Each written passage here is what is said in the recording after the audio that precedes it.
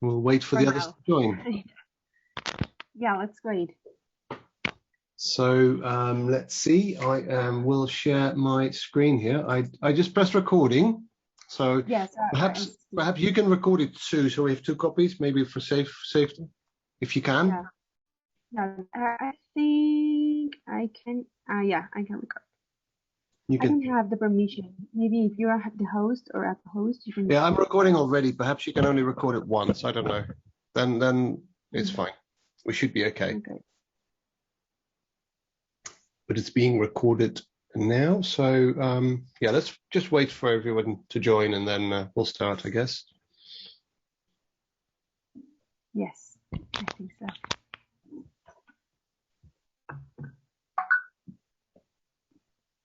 Oh, they are coming. They are arriving. Yeah, people are joining us. Yeah, we have Willow. We have Fabiana. Hello, everyone. We have Jonathan. Hello, everyone. It's Fabiana here. Ciao, Fabiana. Ciao. I'm sorry, I'm still working, so I can just like listen and not be really active. Unfortunately, I have a deadline for tonight. You're not the only one. There's the Space Tech Expo Europe deadline tonight. Oh, is it? Oh, okay. Yeah, there's the abstract deadline for tonight. Oh, good to know. No. I'll be there. Is it happening in November in Bremen? In November in Bremen. Okay, well, I'll see you there then. Yeah, sure. Also, in Dubai, I hope. Yeah, I hope to see you there too, yeah. Fingers crossed to be in person there. Yes. We have here Harry, Hannah, Amal, Michael. Yeah, I guess it takes a little while for people to come in. We still have 50 people who have not been assigned to breakout rooms yet. I think it's a manual thing. Hi, Remco. Hey, Michael, how are you? All right, thank you. You? I'm good, I'm good. Excited about this. We've been working on this for quite a while. So all right, yeah. Really happy to see everyone joining us. Really happy to see so many people we know. Hi, Harry.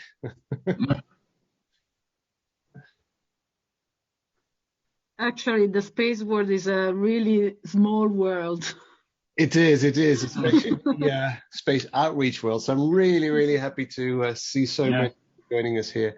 So perhaps, Daniela, we should start in the interest of time. Yes, I think so. So welcome everyone to this masterclass for learning how to use Twitter for space outreach. And I'm honored to introduce Remco. For the ones who hasn't known him, he's a social media marketer specialized in this industry. He has an agency called Side, creating and running online campaigns for a wide variety of space customers around the world. Remco is also the CEO of the Space Up Foundation and adjunct faculty member of the International Space University, ISU, and one of the driving forces behind spaceagenda.com. Recently, Remco was announced as the leading #EU influencer for space in 2020, which is an award for the most influential social media users in relation to different policy areas in the European Union. So welcome everyone, and the microphone is all yours, Remco. All right, well, thank you very much for that introduction, Danny. And let me share my screen and take you into the wonderful world of Twitter that I know many of you know a lot about already, but I'm going to see if I can teach you a few new things. You should be able to see my screen here now. So welcome everyone. My name is Remco Timmermans. Please follow me on Twitter, and that's what I'm going to talk about in the context of traditional social media, because Twitter's been around for quite a while. So why do we continue to use Twitter? Why is Twitter still relevant? Well, Twitter to me still is the best social media channel for quite a few things. From a personal point of view, demonstrating your thought leadership, but Twitter is really good at reaching large audiences, better to my opinion, than some of the other channels. Community building, which is an important element of using social media. There's no tool which does it as well as Twitter does. Direct social interaction, the live element, the being on the scene straight away, finding people who are broadcasting news as it happens. There is no tool as good at that as Twitter. And I'll have the last slide on that, to meet the space community, because the space community is one of the active communities, especially on Twitter. So a few of the basics. And I know most of you know all this stuff, but just to cover some of the basics of how to use Twitter well. First of all, make sure you have a complete Twitter profile. So make sure you have a meaningful Twitter handle. I know many are taken, but many more are not. So don't be a random combination of letters and numbers. Fill out your bio. Use the space that you have for your description, and mention some of the topics that you will tweet about. What can people expect if they follow you? Something that many people don't want to do for various reasons, which I totally respect, but I really like having a profile picture that actually looks like you. And it's got me a lot of benefits at conferences, for example, where people who are following me on Twitter, they actually recognize me because I look like my Twitter image. Then make sure you use the functionality to link to either your website or your LinkedIn profile, but link to somewhere where people can read more about you. Use the background picture. Many people don't even know it exists, but many people don't use the background picture. I use it to advertise whatever is relevant in my life at the moment, like this conference at the moment, and keep your profile up to date. I've been on Twitter since January 2009. Well, my profile looked very different back in 2009 than it does today. About tweeting itself. First and foremost, Twitter, like any social media channel, is more about social than about media.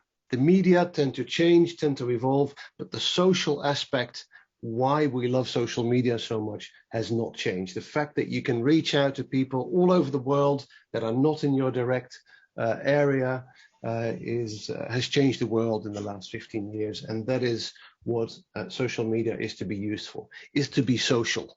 And you should take that very literally.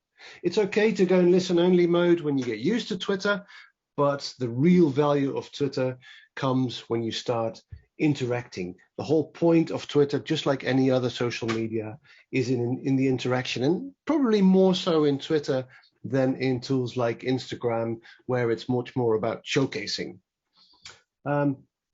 Use the functions that Twitter provides. Use the retweet button if you see something you like. Retweet it. Use the reply function if someone asks a question or wants you to interact with them.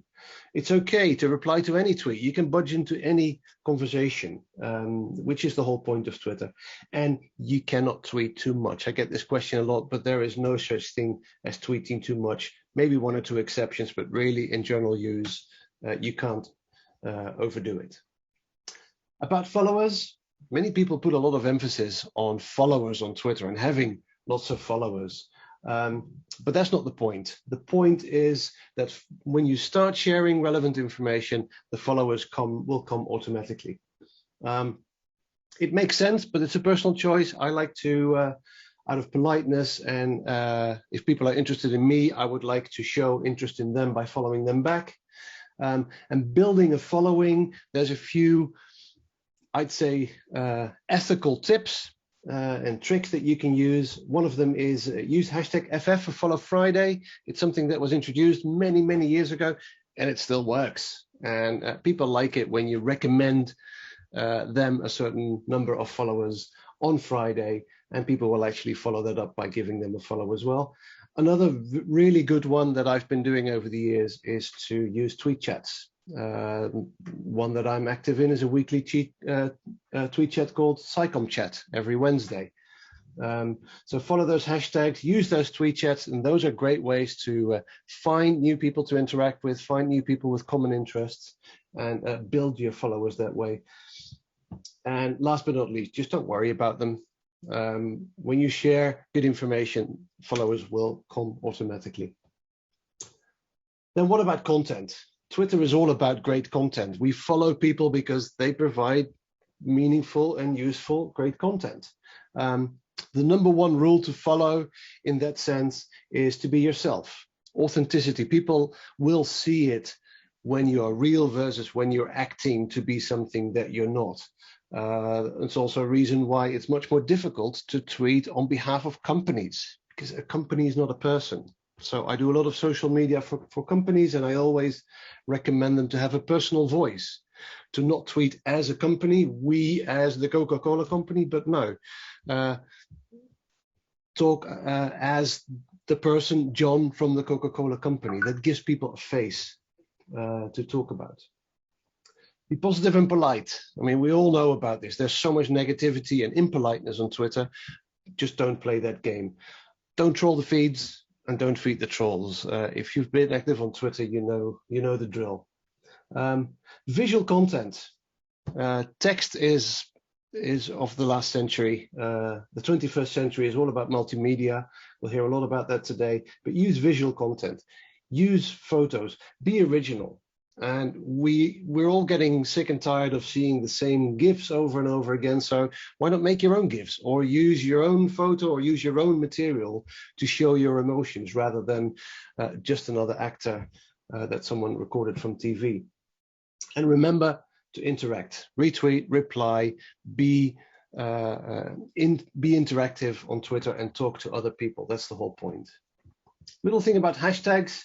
Hashtags indicate a topic. They have to be relevant. They're great to find new people. I read lots of hashtags rather than follow my standard timeline. I follow hashtags a lot because they indicate a topic, which is an interesting way to find new people. Oops, and I pressed the wrong button. There we go.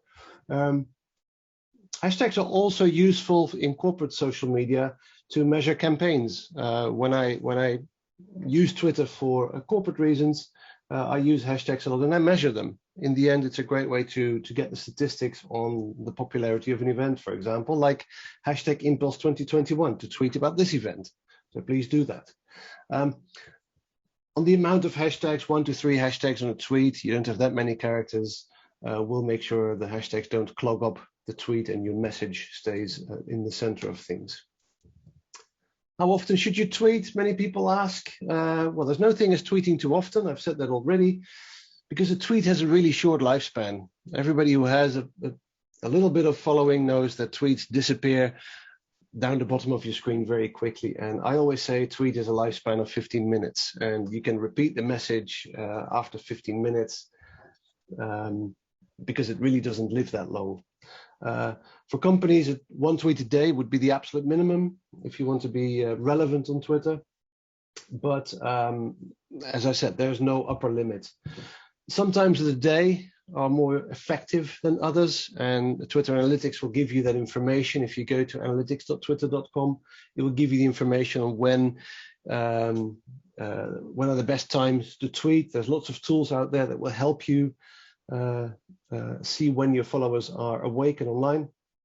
And it's okay to repeat the same message over several times over. Like, again, for companies, if you repeat your same message every day, for example, that is perfectly okay.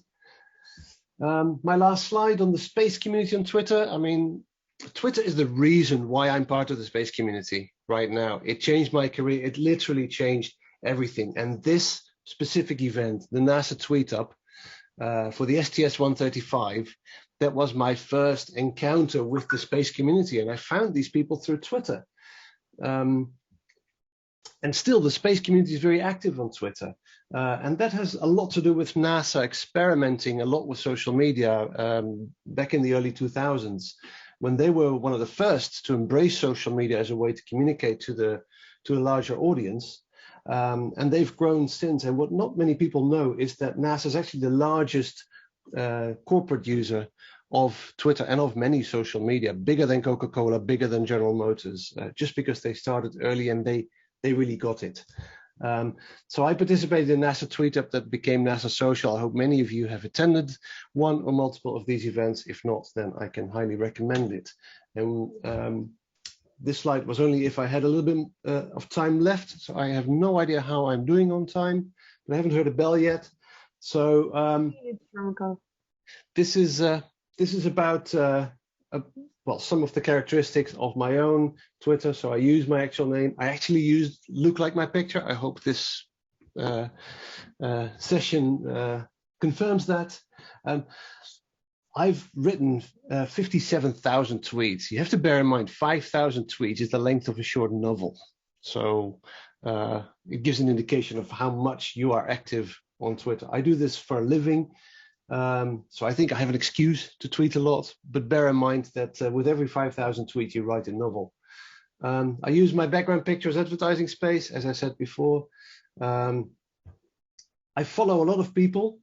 I don't read the tweets that all these 27,000 people write. I found out that if you follow 1,500 people or more, your timeline goes at about the speed that you can physically read. And if you follow more people, your timeline will move faster than your eyes can follow. And I make it a habit to follow people back. That's why I have so many. I will stop now, and hopefully we'll have a little bit of time for questions if anyone has questions. Oh, there we go. It did say Remco, I have a question. Yes. I generally see on Twitter that when it's a corporate or it's a company or even an association, is always storytelling on I do this, I do that, follow me for this or follow me for that. It's never a two-way conversation. Yes. Do you have any suggestion on how to get better on that? It's very difficult for companies, and I represent a few companies on social media, to get from broadcasting to having a conversation online, to really using what social media are for. And you have to find a voice. You have to find a way to, how should I say that? To find a way to interact with people as a company. One thing you can do, for example, is thank people if they mention you, as a way to start a dialogue, to start a conversation, or ask questions to your audience. Use functionality like polls to trigger the interest of people in topics that are interesting for you as a company. It depends a little bit on the type of company that you are. That's easier for consumer to consumer than it is for consumer to business. But in space, many space companies, they have outreach objectives as well, and they help the general outreach, the general outreach, space outreach, and you can use tools like that to ask people to answer questions, polls, contests, things to engage the general user on Twitter with your organization. And yeah, you need to think about that. You need to have a strategy for that. Okay, thanks. Anyone else?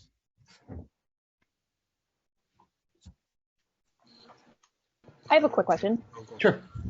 How effective do you think it is to pair Twitter with other social media such as Instagram?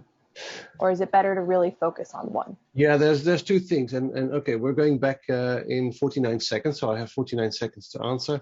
I don't believe in automated cross-posting, because every channel has its own tone of voice, its own language, its own way of tagging people and tagging subjects. However, of course, if you have something interesting to say, something visual that is good for Instagram, that is usually good for Twitter as well. But I would say create two posts rather than one that is automatically copied across everything. I see I have a question in the chat as well.